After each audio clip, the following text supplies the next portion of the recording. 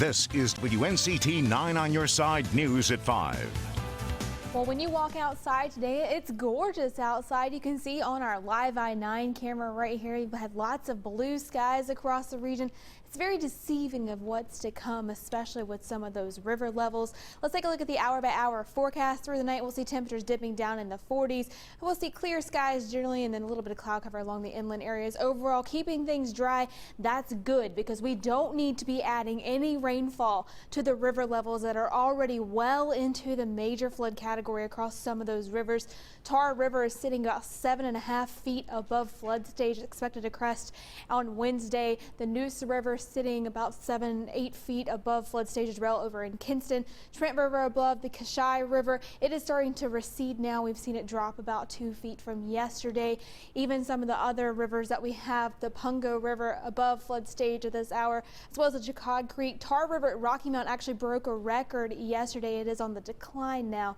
We're going to have much more about these river levels, and we'll detail some of them out in great detail for you coming up in your first alert forecast. 9 on your side at 5 starts right now. This is an extremely dangerous situation. It's a waiting game as the East prepares for potential catastrophic and historic flooding from several rivers in the aftermath of Hurricane Matthew.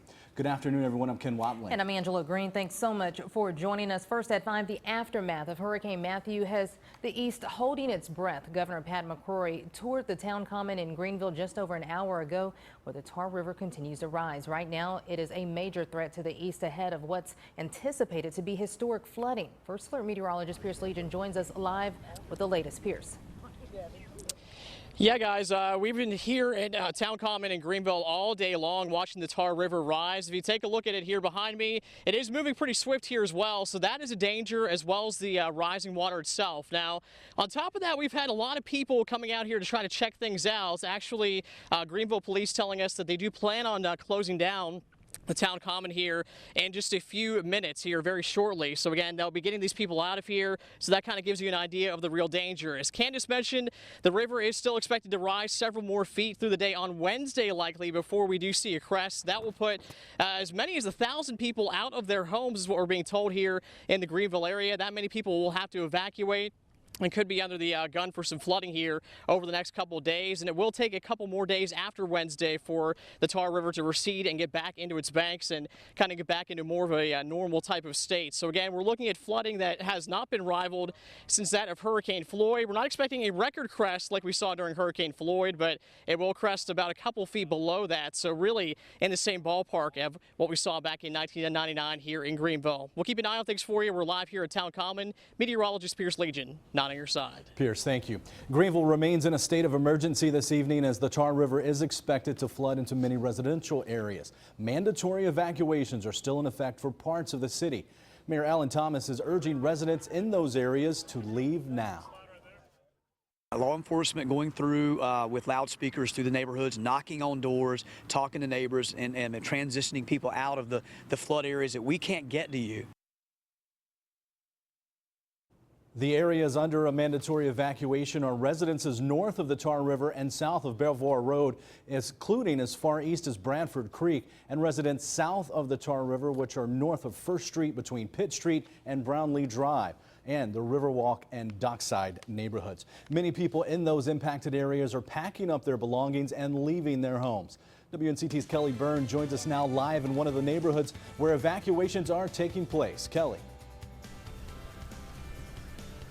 Yeah, Ken, I'm off of Willow and Stansel Drive, and this water right here is coming up a lot. The Tar River is behind me. It doesn't really look like it's that far away. It looks like it's a lot closer now. The Greenway also back there, but now that looks like it's also part of the Tar River at this point. Now, this is one of the areas of the mandatory evacuation because this water is coming up so close to many of the houses in this neighborhood. I want to show you a house just behind, or actually in front of me, behind the camera, how close this water is to this area. Now, the residents told me they heard about the evacuations and were planning on leaving, but just didn't have a place to put their belongings. So a group of volunteers saw resident Anita Van Beveren needed help, so they found her a storage unit for free. We came over here and watched the water again, and then they asked if we needed help, and I'm like, well, no, because I don't want nobody getting hurt. And they said, well, so they convinced me, and now they're moving everything out.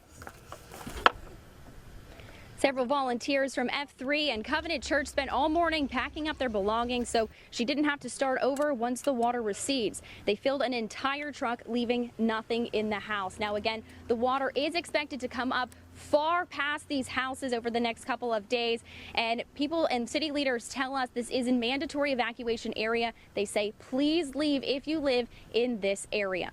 Live in Greenville, Kelly Byrne, 9 on your side. All right, thank you, Kelly. ECU is advising students not to return to campus this week in anticipation of flooding. The university will not have classes for the remainder of the week. Employees should check with their managers for scheduling and alternate work locations. The school has established a call center for students, parents, and staff who have non-emergency questions. That number is 252-737-5100.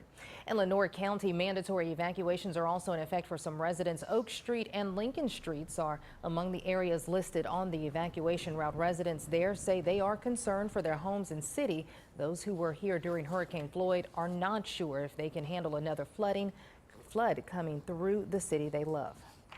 And it's just a reminder of what they've already gone through and have not recovered. Some has not recovered all.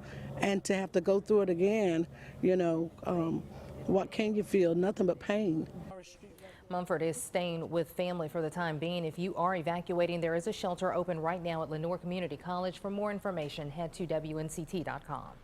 Furry residents are often overlooked during evacuations. In Pitt County, the animal shelter is overflowing with evacuated pets. And now with the increased flooding a major threat, the shelter now has to open up more space for people to bring them while they're out of their homes. They've had to go ahead and request more crates from another county to continue to try to house as many. Quickly running out of space, we are trying to accommodate everybody that we possibly can. Coming up at 6, we'll show you what else is being done to help accommodate those displaced pets. And right now, there's a mandatory evacuation for residents living on Lily Pad Road in Greene County. The National Guard is helping people get to a safe place. Earlier today, we called some residents packing up as waters were rising. Many people in Scuffleton already had plans to leave or had left already. Now, some homes are now submerged in water, but still not everyone is ready to evacuate. If you stay, you know, that's putting your life in danger. Yeah, I understand that. But my wife definitely won't leave the animals.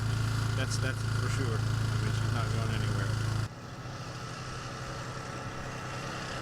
Presently, Yanarello is helping others across flooded areas to evacuate. He says if it comes down to it, they do have a boat for emergencies. Now, as a result of all that flooding, there are several roadways closed in Greene County. They include Wilson Highway, NC 903, and NC 91. For the complete list of road closings in Greene County as well as across the east, you can log on to our website, WNCT.com.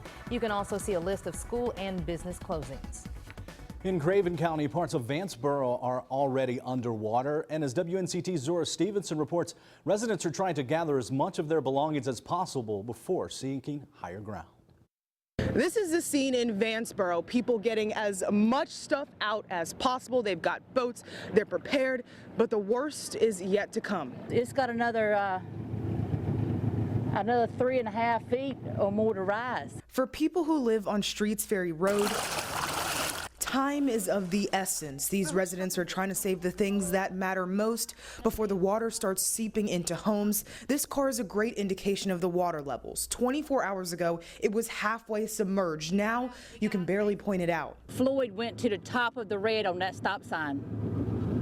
If that gives you an idea how much more water we're going to get. This area is prone to flooding. The houses sit right on Swift Creek. Most of the homes were raised years ago, but even that may not save them from the remnants of Hurricane Matthew. We're hoping that they're saying this one's going to be more than Floyd, that it won't come up in the house again even after being lifted. As you could see in my video, a lot of houses on this road are actually on stilts because they get flooded that much, but it doesn't mean they aren't taking precautions. It doesn't mean they aren't trying to save as much as possible. In Vanceboro, Zora Stevenson, 9 on your side.